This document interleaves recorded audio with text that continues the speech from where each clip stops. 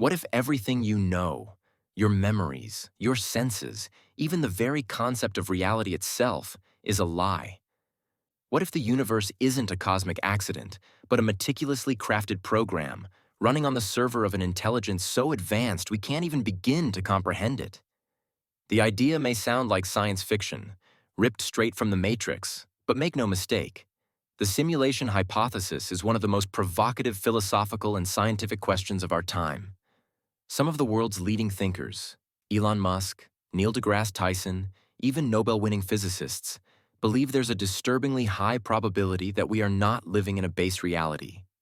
In this video, we're diving headfirst into this mind-bending possibility, exploring the science, the conspiracy, and why this question matters more than ever. Because if this theory is even remotely true, then our lives, our choices, and our perception of existence could all be part of an elaborate illusion. And the most terrifying part? The truth might already be hiding in plain sight. The idea that our world is a kind of illusion isn't new.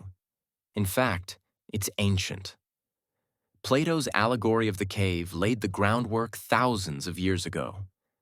Imagine prisoners chained in a cave, seeing only shadows on a wall, believing those shadows to be the whole of reality. That metaphor? It's eerily similar to today's simulation hypothesis, except now the cave wall is a digital screen and the shadows are pixels. Later, René Descartes questioned whether an evil demon could be deceiving him into thinking the world was real when it wasn't. Sound familiar? These philosophical blueprints were the ancient world's first attempts to ask what might be the most important question in history. What is real? Fast forward to 2003, when philosopher Nick Bostrom ignited the modern debate with his now famous simulation argument. He proposed three possibilities. First, that human civilizations go extinct before reaching a technological level capable of creating reality simulations. Second, that advanced civilizations might reach that level but have no interest in simulating us. And third, and here's the kicker, that we're almost certainly living in a simulation. Why? Because if advanced simulations are possible and civilizations run millions or billions of them, then statistically, the odds of us being the original unsimulated reality are infinitesimally small. It's like assuming you're the one real character in an endless sea of NPCs. But this theory isn't just philosophical anymore. It's increasingly supported, or at least inspired, by emerging science and technology. Moore's law predicted the exponential growth of computing power, and now we're seeing artificial intelligence, virtual reality, and quantum computing reach capabilities that were unthinkable just decades ago. Scientists like Melvin Vopson propose ideas like the second law of infodynamics, suggesting that information might be more fundamental than matter or energy. Think about that. If the universe is governed not by particles, but by bits, we may be living inside a cosmic version of a computer program. And then there's quantum mechanics, the branch of physics that already sounds like it's describing a video game engine. The Planck length resembles a resolution limit. The speed of light behaves like a frame rate cap, and the infamous Heisenberg uncertainty principle feels like conditional rendering, only showing what's needed when it's observed, to save resources. Still, not everyone buys into the hypothesis, and the skeptics have compelling arguments. Some processes in nature are computationally irreducible. They can't be sped up or simulated more efficiently. The sheer energy required to simulate even a single atom in full quantum detail is mind-boggling, let alone an entire universe. And perhaps most importantly, many aspects of quantum behavior appear to be truly random, which makes simulation incredibly difficult, because how do you code for true randomness? Furthermore, critics argue the idea is unfalsifiable. If you can't prove or disprove the theory, then it drifts into the realm of pseudoscience. And then there's the problem of infinite regress. If we're in a simulation, who simulated our simulators? And theirs? Where does it end?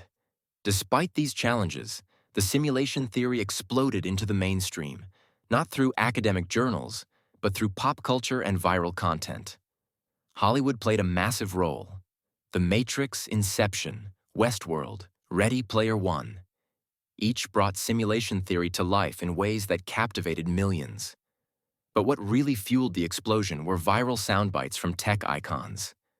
Elon Musk famously said that there's a 1 in billions chance we're in base reality.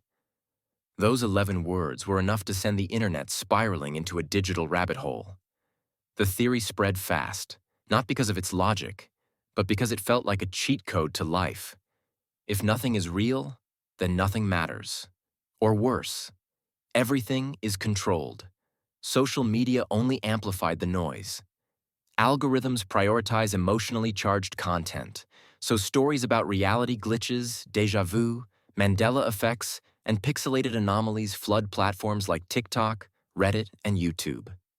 Communities formed on r/simulation theory and Discord servers, where users share proof of the simulation. Birds frozen in midair, objects disappearing, people predicting events that hadn't happened yet. These anecdotal accounts, while unverified, become gospel within digital echo chambers. Some communities even gamify conspiracy dissemination, offering social rewards for spreading content, regardless of its truthfulness. The line between science and pseudoscience blurs into obscurity.